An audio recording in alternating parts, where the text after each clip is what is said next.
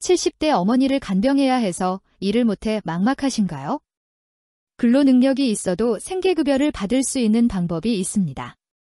조건 부과유예자에 대한 조건, 지금 바로 알아보겠습니다. 안녕하세요. 소소하지만 담백한 복지 이야기를 전해드리는 소담이입니다. 오늘 영상이 도움이 되셨다면 좋아요와 구독 눌러주세요. 오늘은 많은 분들이 오해하고 계신 부분을 짚어드리려고 해요.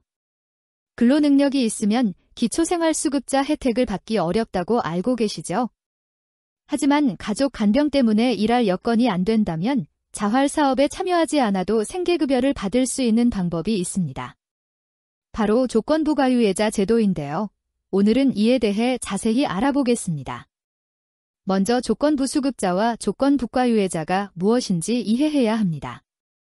국민기초생활보장법에 따르면 근로능력이 있는 수급자는 자활사업에 참여해야 생계급여를 받을 수 있는데요.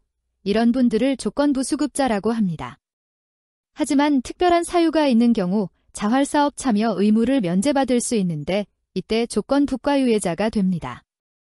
실제로 자녀가 노모인 어머니를 돌보고 있는 경우 어머니의 건강 상태에 따라 자녀는 조건부과유예자로 인정받을 수 있어요. 이런 경우 자활사업에 참여하지 않아도 생계급여를 받을 수 있게 됩니다. 가구원 간병 또는 보호를 이유로 조건부과유예자가 되기 위해서는 세 가지 조건을 모두 충족해야 해요. 첫째, 간병이나 보호가 필요한 대상자의 상태가 중요합니다. 스스로 식사나 용변이 불가능하거나 실내에서 이동이 어렵거나 치매나 정신질환으로 상시 보호가 필요하거나 질병이나 부상으로 일상생활이 어려워 타인의 돌봄이 필요한 경우에 해당해야 합니다. 둘째, 간병이나 보호를 할 수 있는 다른 가구원이 없어야 합니다. 다른 가구원이란 65세 미만의 근로능력 있는 가구원을 말하는데요.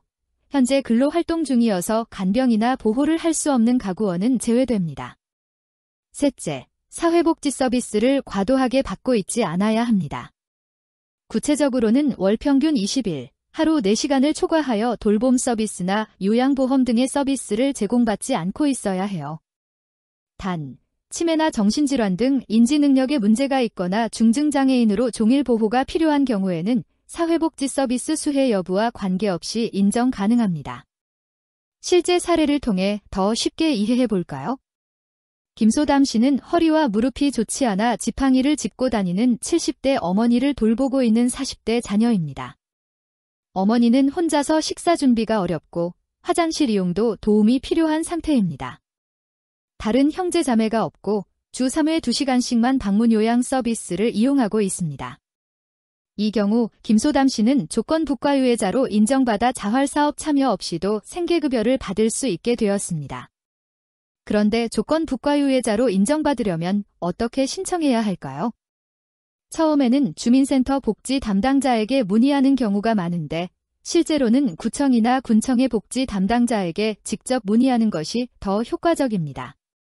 주민센터에서 구청 복지 담당자의 연락처를 알려달라고 요청한 후 연락하시면 됩니다. 담당자가 필요한 서류 제출이나 방문 심사 등의 절차를 안내해 드릴 거예요. 어떤 서류가 필요할까요? 사실조사 확인서가 기본적으로 필요합니다. 이 서류에는 간병 대상자의 상태, 다른 가구원 유무, 사회복지 서비스 이용 현황 등이 기재됩니다. 또한 간병 대상자의 상태를 증명할 수 있는 진단서나 소견서 등의 의료 관련 서류도 필요할 수 있어요. 조건부과유예는 반기별로 확인조사가 이루어지는데요. 이때 가족 구성원의 연령이나 생활여건 변화 등을 확인합니다.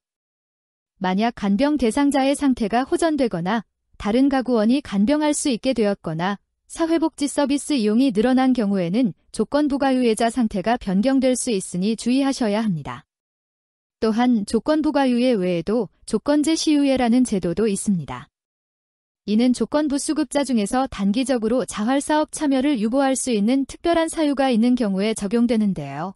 예를 들어 임신 중이거나 출산 후 6개월 미만의 여성, 12개월 이하 영아를 양육하는 가구원, 질병이나 부상으로 자활사업 참여가 곤란한 사람 등이 해당됩니다. 지금까지 조건부과유예자 제도에 대해 알아봤는데요. 이 제도는 가족을 돌봐야 하는 상황에서도 최소한의 생계를 유지할 수 있게 도와주는 중요한 장치입니다. 만약 주변에 이런 상황에 처한 분이 계시다면 이 정보를 꼭 공유해 주세요.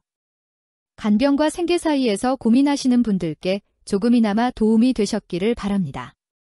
구청이나 주민센터에 직접 문의하시면 본인의 상황에 맞는 더 자세한 안내를 받으실 수 있어요. 이 영상이 도움이 되셨다면 좋아요와 구독으로 소담이를 응원해주세요. 댓글로 궁금한 점이나 다음에 다뤘으면 하는 주제도 알려주시면 더 유익한 콘텐츠로 찾아뵙겠습니다. 소소하지만 담백한 복지 이야기 소담이었습니다. 다음 영상에서 만나요.